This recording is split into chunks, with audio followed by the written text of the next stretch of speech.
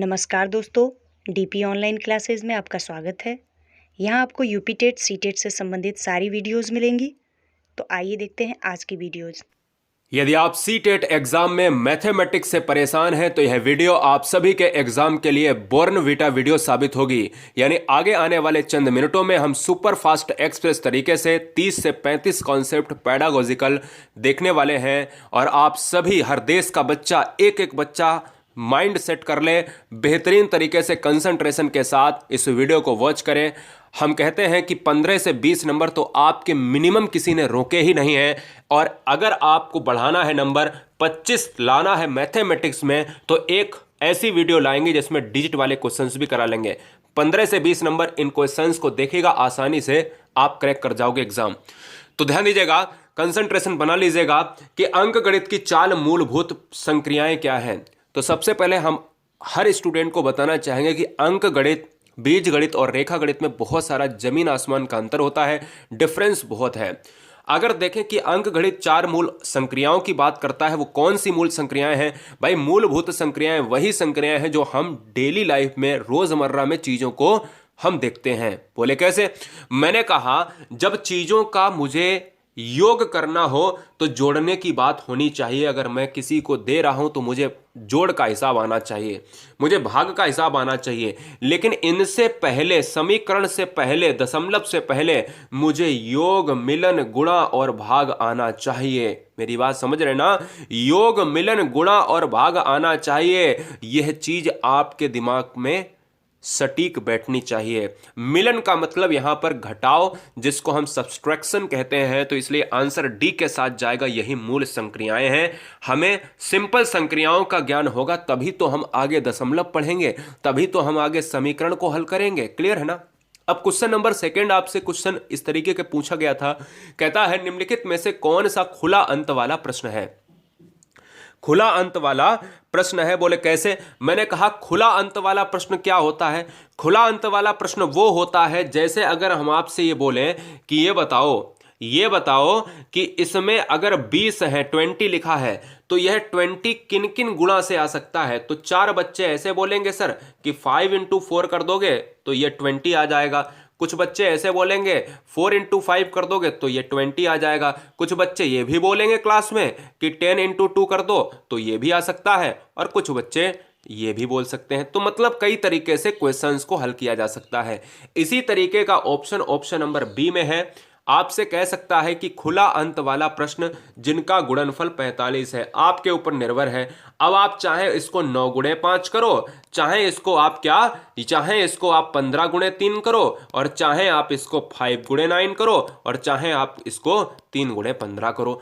आपके ऊपर डिपेंड है। यही खुला अंत वाला प्रश्न होता है। जब भी ऐसा क्वेश्चन आए तो आप दिमाग में सटीकता से बैठा लेना। क्वेश्चन नंबर 3, निम्नलिखित में से क्या गणित की प्रकृति है? गणित की प्रकृति कैसी है? तो आप सभी को पता होगा, गणित कहीं ना कहीं डिजिट पर आधारित होता है। 3 4 3 1 है ना, 1 पॉइंट यहां पर 6 5 की बात कर रहा है। तो ये क्या है?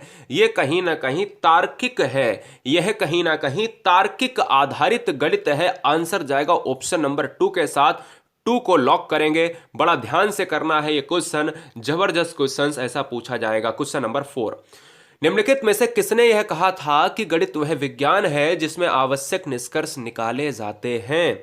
गणित वह विज्ञान है जिसमें आवश्यक निष्कर्ष निकाले जाते हैं। तो इस क्वेश्चन का आंसर जाएगा बेंजामिन पार्क पियर्स के साथ। ऑप्शन नंबर 4 हम लॉक करेंगे। क्यों? क्योंकि पियर्स महोदय ने ही यह कहा था कि गणित वह विज्ञान है जिसमें आवश्यक निष्कर्ष निकाले जाते हैं, और यह तर्कशीलता पर आधारित मैथमेटिक्स है साहब। क्लियर है ना? आंसर जाएगा 4 के साथ। नेक्स्ट वन की बात करें, क्वेश्चन नंबर 5।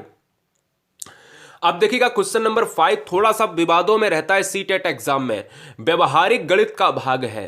अब देखो, व्यवहारिक गणित का भाग है। सी टेट एग्जाम ने अपने एग्जाम सिलेबस में क्या आंसर लगाया था और होना क्या चाहिए? तो सी टेट एग्जाम का आंसर जो था वो ऑप्शन नंबर 4 था, लेकिन होना क्या चाहिए? भाई देखिएगा, जोड़ बाकी करना और योग करना, सब्सट्रैक्शन करना, ये व्यवहारिक गणित का भाग होता है। जैसे हमें चीज़ों का ज्ञान होना चाहिए कि चीज़ें जोड़ने पर कितनी होंगी, घटाने पर कितनी होंगी, भाग करने पर कितनी होंगी। तो मैं सिंपल सी बात ऑप्शन नंबर 2 के साथ जाऊंगा और मैंने आपको सीटेट का भी आंसर बता दिया है। फिलहाल ये क्वेश्चन आएगा नहीं, क्वेश्चन नंबर 6, क्योंकि विवादों का क्वेश्चन दोबारा रिपीट नहीं होता।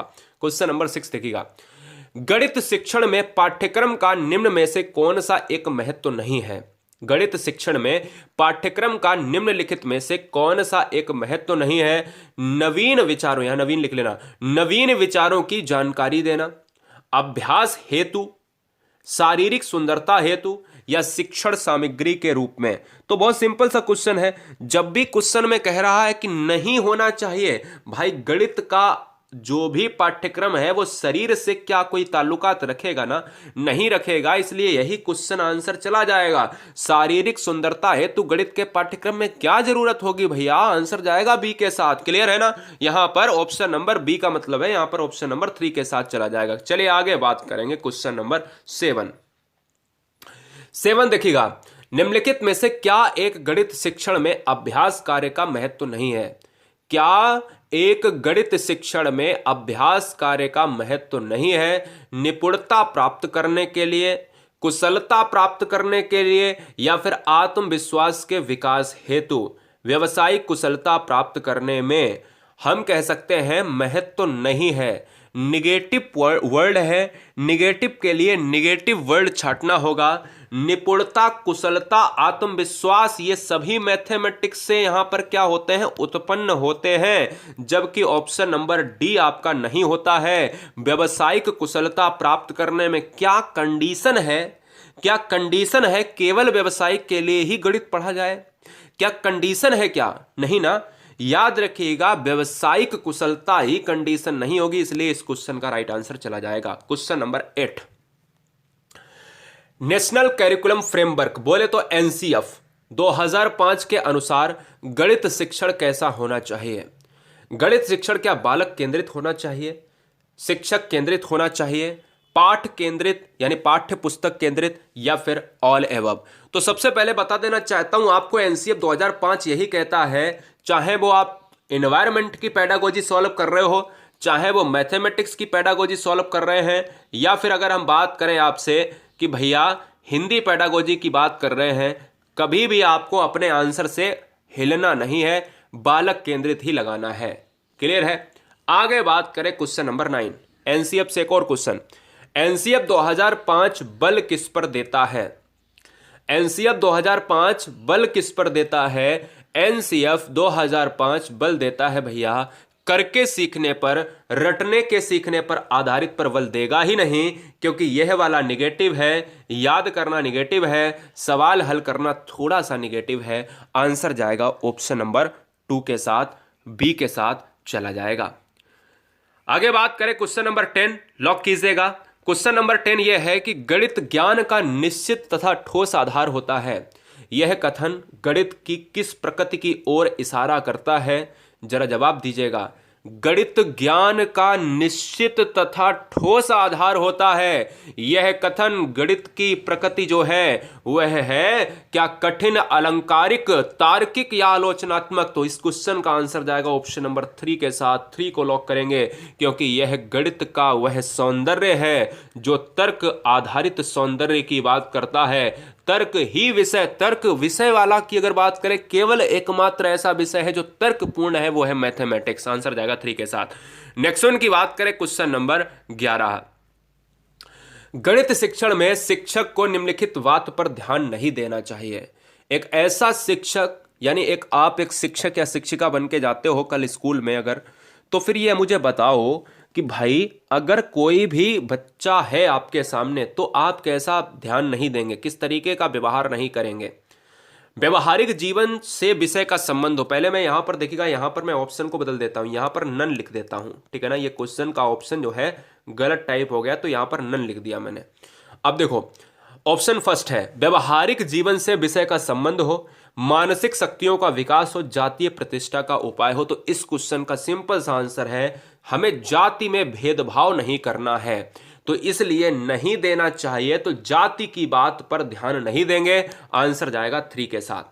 आगे बात करें क्वेश्चन नंबर 12 के बाद हम एक ऐसा मॉक टेस्ट जिसको 1 से लेकर हम 30 तक चलेंगे, 1 से लेकर 20 तक चलेंगे। ध्यान देना, गणित शिक्षण का वास्तविक उद्देश्य ज्ञान प्राप्त करना। ये ज्ञान सही लिखा है मेरे भाई, आप कहोगे ये उद्देश्य से ज्ञान लिखा है, ये ज्ञान ऐसा ही लिखा जाता है हिंदी में अगर देखा जाए सही वाक्य में, है ना। तो हिंदी में क्या है, ज्ञान को ज्ञान बोला जाता है, ज्ञान बोला जाता है, ये ज्ञान लिखा है। ज्ञान प्राप्त करना ही नहीं वरन शक्ति प्रदान करना है। यह कथन किसका है, यह कथन बच्चे डटन बता रहे हैं। आंसर जाएगा किसके साथ, सही जाएगा बिल्कुल ऑप्शन नंबर 3 के साथ। क्लियर है ना, सी के साथ चला जाएगा। इस क्वेश्चन को याद रख लीजिएगा, हो सकता है मे भी इस बार इस क्वेश्चन को देखने को मिल जाए। क्लियर है, चलिए चलेंगे पहले क्वेश्चन से फिर से लगातार, और यहां पर एक एक बच्चा पिछले 12 क्वेश्चन करे हैं, बड़ा ध्यान से देखना। एक एक क्वेश्चन को बहुत ध्यान से तर्कपूर्ण आधारित होंगे ये प्रश्न, पूरे पेडागोजी। आप कहते हो ना सर पेडागोजी से डर लगता है, मैथमेटिक्स और खासकर मैथमेटिक्स वाले परेशान हो जाते हैं कि सर मैथ नहीं करा रहे। यार मैथ लो, डिजिट वाली आगे वीडियो आपको मिल जाएगी, डिजिट वाले क्वेश्चन उसमें करा देंगे। गणित सभी विज्ञानों का सिंह द्वार है और कुंजी है। यह विचार किसका है, तो आपको याद रखना है यह विचार आपका किसका है। बच्चे यहां पर बेकन मार रहे हैं, तो यहां पर अगर कुछ बच्चे गलत मार रहे हैं तो कोई बात नहीं, गलत ऐसे क्वेश्चन हो जाते हैं। जब भी सिंह द्वार अगर आ जाए तो रोजर बेकन मारना है, सिंह द्वार आ जाए तो रोजर बेकन मारना है, यह बात आपको याद रखनी है। क्लियर है, जी हां, बहुत बढ़िया। सिंह द्वार लिखा है यहां पर, सिंह द्वार और कुंजी है। क्लियर है, चलिए वृत्त की परिधि, अगर वृत्त की परिधि की बात करें तो ये क्या है, यह वृत्त है, और ये गोल गोल इसका जो रास्ता है ना, ये क्या है, यह दोस्तों इसकी परिधि होती है, ये परिधि है। और व्यास, व्यास क्या है, व्यास दोस्तों आपका ये है, ठीक है ना। अगर मैंने इसको पार्ट में बांट दिया तो ये क्या है, व्यास हो गया, है ना। व्यास में संबंध ज्ञात करने हेतु कौन सी विधि का प्रयोग करेंगे, तो आप याद रखिएगा जब भी हम ऐसी चीजों को प्रयोग करते हैं तो कहीं ना कहीं हम अनुसंधान की तरफ जाते हैं, हम प्रयोग की तरफ जाते हैं, हम कहीं ना कहीं खोज विधि की तरफ जाते हैं, तो इसलिए हमें रिलेशन निकालना पड़ेगा। आंसर जाएगा ऑप्शन नंबर 2 के साथ। क्लियर है, हो सकता है गलत हो रहे हो क्वेश्चन, इसीलिए तो करवा रहे हैं, सही होने के लिए ही नहीं करवा रहे हैं। क्वेश्चन एग्जाम में गलत ना हो, यह बहुत बड़ी बात है। माध्यमिक स्तर पर अंक गणित शिक्षण विधि है। अब देखो माध्यमिक स्तर पर जो चीजें हैं सीखने के लिए वो होती हैं व्याख्या वाली। माध्यमिक स्तर पर अंक गणित शिक्षण विधि जो है वो कैसी होनी चाहिए, वो होनी चाहिए आगमन और निगमन विधि पर आधारित। आगमन निगमन विधि कैसी है, आगमन निगमन विधि ऐसी है जो एग्जाम्पल टू रूल चलती है, वो क्या है, आगमन है। जो रूल टू एग्जाम्पल विधि चलती है वो है निगमन। इन दोनों विधि के जनक कौन है, इन दोनों विधि के जनक हैं अरस्तु हैं। यह बात आपको दिमाग में रखनी है। आंसर जाएगा 3 के साथ। क्वेश्चन नंबर 4, पाठ्यक्रम निर्माण के सिद्धांत हैं। पाठ्यक्रम निर्माण के सिद्धांत कौन से हैं, समन्वय व सुसंगठित। अगर सुसंगठित कोई चैप्टर किताब में नहीं होगा तो वह पाठ्यक्रम कैसे पूरा करेगा। उपयोगिता व जीवन से संबंध का बिल्कुल होगा। क्रियाशीलता व परिवर्तनशीलता का सही होगा। मैं कह सकता हूं सारे पॉइंट निगेटिव नहीं है, पॉजिटिव वे में है, इसलिए पॉजिटिव के साथ हम ऑप्शन नंबर डी के साथ लॉक करेंगे। नेक्स्ट वन की बात करें, क्वेश्चन नंबर 5, हासिल का या हाथ का लगा संप्रत्यय को गणित में सर्वप्रथम देने वाला कौन था। हासिल का या हाथ का लगा संप्रत्यय को गणित में सर्वप्रथम देने वाला कौन था, तो मैं आसानी से कह सकता हूं कि अगर हासिल की बात करें, जैसे अगर हम 4 और 7 और 8 और कितने को 3 को जोड़ता हूं, तो मैं ऐसे ही तो जोड़ूंगा कि 7 3 10 हो गए, तो आपका 0 और 1 आपका हासिल लग गया, और कहीं 8 4 12, तो आप कहोगे सर क्या 13 होते हैं। फिलहाल माफी चाहेंगे अगर गलत किया हो जोड़ में। तो यहां पर देखिएगा तो मैं कह सकता हूं क्या कि जो एक आपका बचा था, जो आपका एक बचा था, तो मुझे ये बताओ कि देख रहे हैं ये हासिल तो होते हैं, इसको हाथ का लगा कहा जाता है, तो ये क्या है, इसको दिया किसने था, तो इसको देने वाले भैया कौन थे, श्रीधर थे। ऑप्शन नंबर किसके साथ, 3 के साथ चला जाएगा, श्रीधर ने दिया था। क्वेश्चन नंबर 6, छात्र वृत्त तथा गोले में तुलना करता है, वह किस उद्देश्य की पूर्ति करता है? छात्र, एक है आपका वृत्त, ठीक है ना, और एक आपका गोला है। गोला की बात करें, यह ठोस आकृति में होता है, ठीक है ना, और वृत्त और गोले में जमीन आसमान का फर्क होता है। क्लियर है ना, जमीन आसमान का फर्क होता है। इसमें तुलना करता है, वह किस उद्देश्य की पूर्ति करता है, यह आपको बताना है। यह आपको बताना है कि आंसर क्या होगा। बहुत बढ़िया, चलिए, हाँ जी, गोले और वृत्त में यहां पर अगर तुलना करता है तो फिर बताइएगा यहां पर क्या जानने की कोशिश कर रहा है? वह अवबोध कर रहा है, वह उद्देश्य की पूर्ति अवबोध कर रहा है। अवबोध का मतलब क्या होता है? जानने की इच्छा, जानने की इच्छा। याद रखिएगा, अवबोध का मतलब है सीखने की इच्छा। ऑप्शन नंबर जाएगा 2 के साथ। ज्ञानोपयोग नहीं होगा, ज्ञान का उपयोग नहीं कर रहा, वो तुलना कर रहा है। क्वेश्चन नंबर 7, एक अध्यापक गणित शिक्षण में अवरोही क्रम का अनुसरण कर रहा है, वह किस विधि से प्रेरित है? बहुत सिंपल प्रश्न भी नहीं है, बहुत कठिन प्रश्न भी नहीं है, जवाब दीजिएगा। एक अध्यापक गणित शिक्षण में अवरोही क्रम का अनुसरण कर रहा है, वह किस विधि से प्रेरित है? वह किस विधि से प्रेरित है? तो मैं आपको बता देना चाहता हूं कि इस क्वेश्चन में निगमन विधि आपका आंसर हो जाएगा। रियलिटी क्या है? देखिए, आगमन विधि आपको निगमन विधि पढ़ने से पहले मैंने आपको बता दिया ऊपर, लेकिन परेशान होने की जरूरत नहीं। अवरोही क्रम का अनुसरण कर रहा है। अवरोही क्रम का अनुसरण क्यों कर रहा है? क्योंकि जब चीजों को देखो, आरोही में 1 2 3 4 5 6 इस तरीके से बढ़ते हैं, और 5 की बात करें, 4 है ना, 3 की बात करें, तो ये क्या है? अनुसरण करने की बात कर रहा है। अध्यापक गणित शिक्षण में अवरोही क्रम ला रहा है, तो वहां पर हमारा निगमन विधि ही लगेगा, क्योंकि चीजें जो है पहले से ही पता है। अगर चीजें निकालनी हो तब हम आगमन लगाएंगे, क्योंकि हमें पता है 5 के बाद नीचे 4 आएगा, 4 के बाद नीचे 3 आएगा, 3 के बाद नीचे 2 आएगा। यह चीजें हमें पहले से पता हैं। आंसर जाएगा 3 के साथ। क्वेश्चन नंबर 8, प्रयोगशाला विधि किस विधि का विस्तृत स्वरूप है?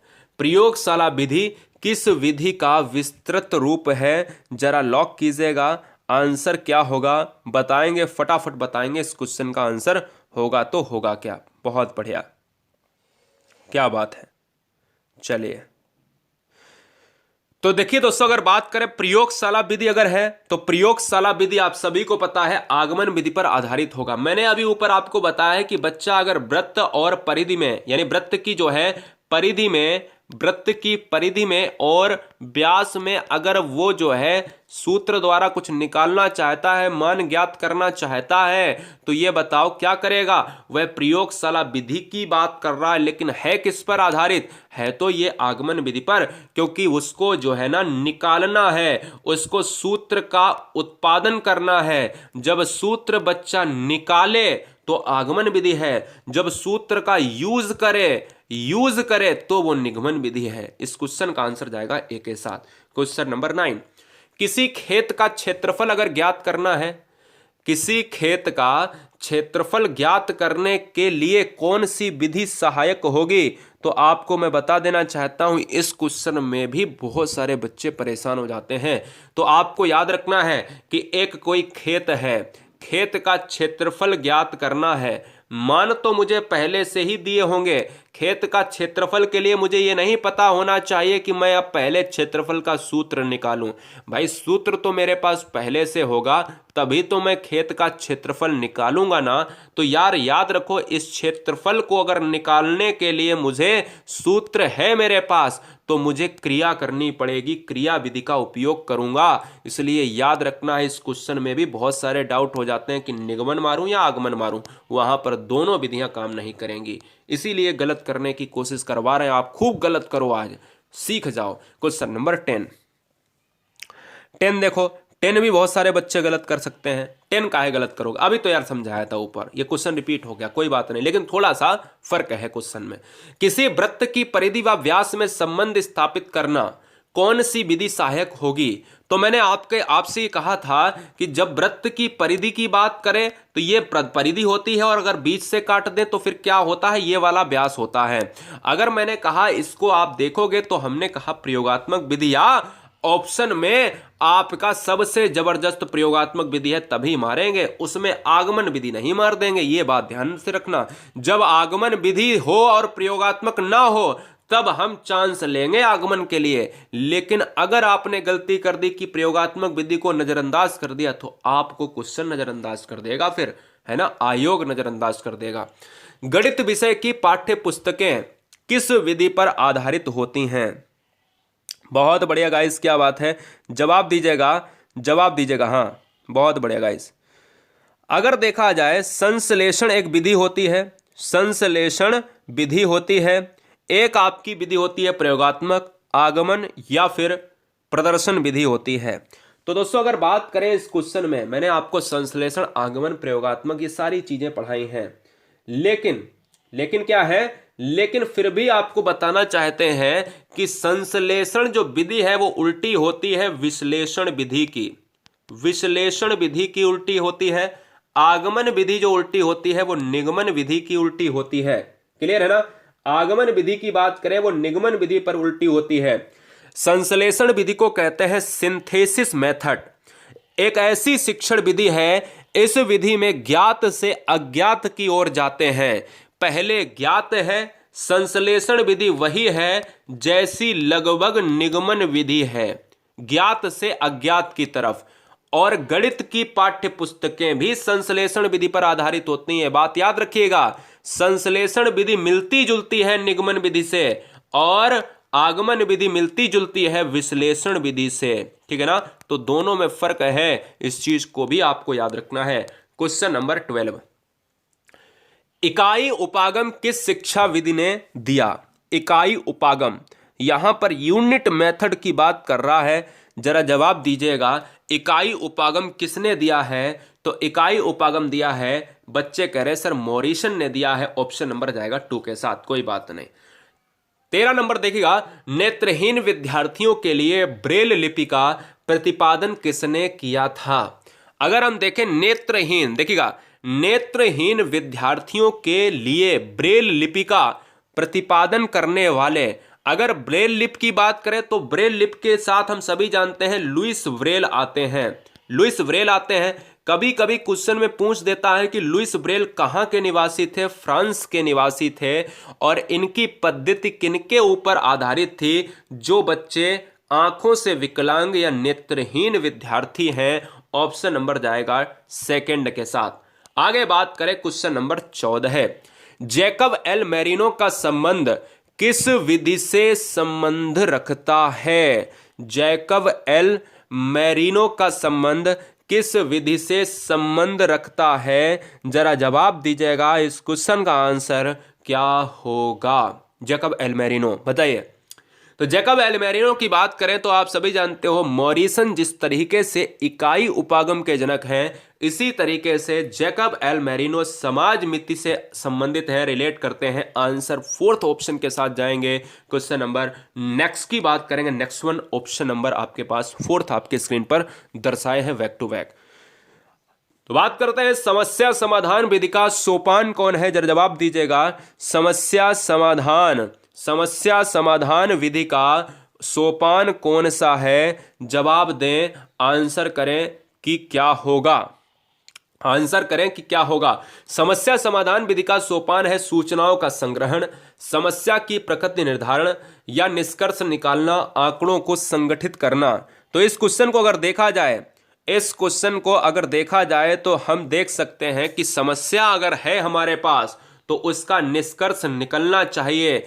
विधि का सोपान, हमसे ये नहीं कह रहा प्रथम सोपान, हमसे प्रथम सोपान नहीं कह रहा है, तब हम कहते हैं कि भाई सूचनाओं का संग्रहण कर लेते।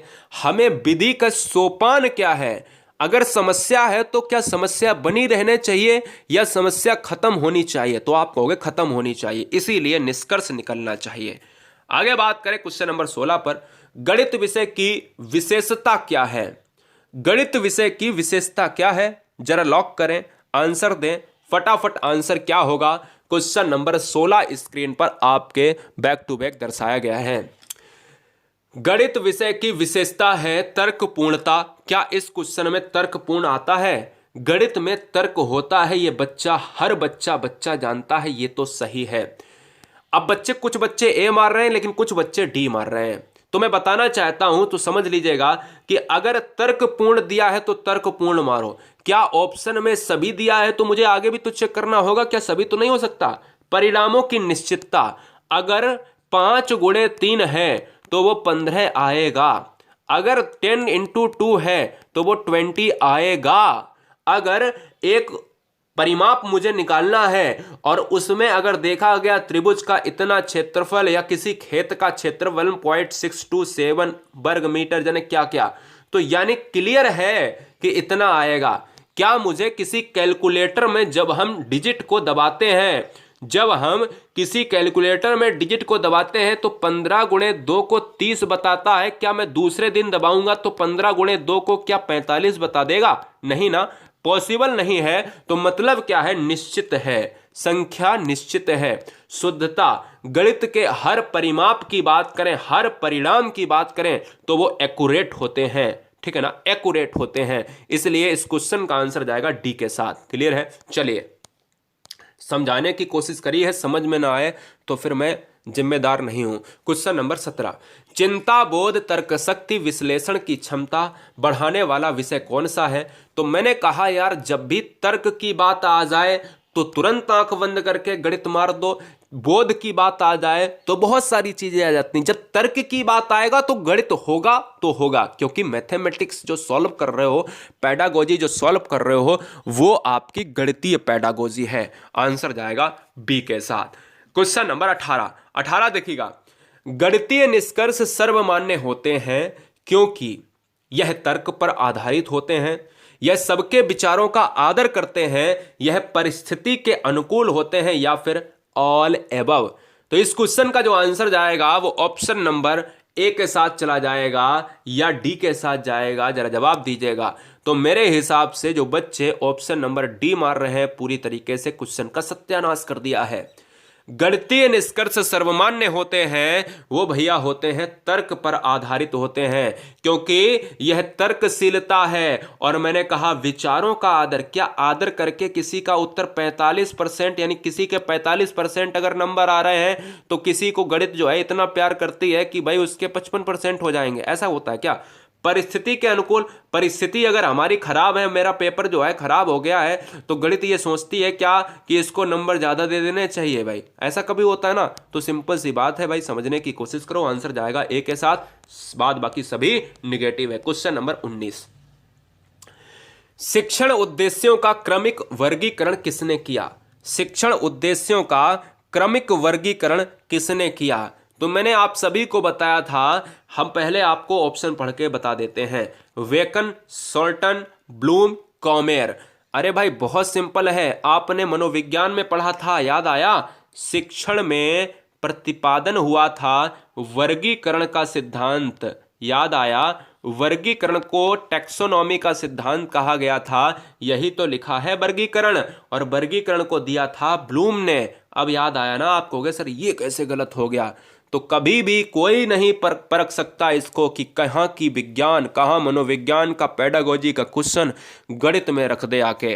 अब जैसे एक और क्वेश्चन लेते हैं, सब्सक्राइब करें आपने या ना करें मैंने पूरे वीडियो में नहीं कहा है, लेकिन आपको हम ये बता देना चाहते हैं जो बच्चे नए हैं, हम केवल आपको यहाँ पर शिक्षक और शिक्षिका ही बनाते हैं, शिक्षक और शिक्षिका ही बनाते हैं। देश का नंबर 1 परिवार है, केवल एक वैकेंसी पर बात करता है, क्योंकि आयोग के द्वारा पूछे गए प्रश्नों का बहुत ज़्यादा तजुर्बा है, सालों का। इसलिए याद रखें, पढ़ें वही जो सटीक हो, फालतू पढ़ने का मैटर ना रखें दिमाग में। आपको पता है सिलेक्शन क्यों नहीं होते? क्योंकि बच्चों को ये पता नहीं होता है कि पढ़ने से पहले मुझे क्या नहीं पढ़ना चाहिए। अगर हर बच्चे को ये पता हो गया कि पढ़ने से पहले क्या नहीं पढ़ना चाहिए तो बोझ कम हो जाएगा और वही पढ़ेगा जो उसके सिलेबस के अकॉर्डिंग होगा। इसलिए सब्सक्राइब कर लें, कभी भी ये प्लेटफॉर्म आपका नुकसान नहीं करेगा। दोस्तों ऐसे ही हमारे और वीडियोस देखने के लिए हमारे चैनल को लाइक करें, सब्सक्राइब करें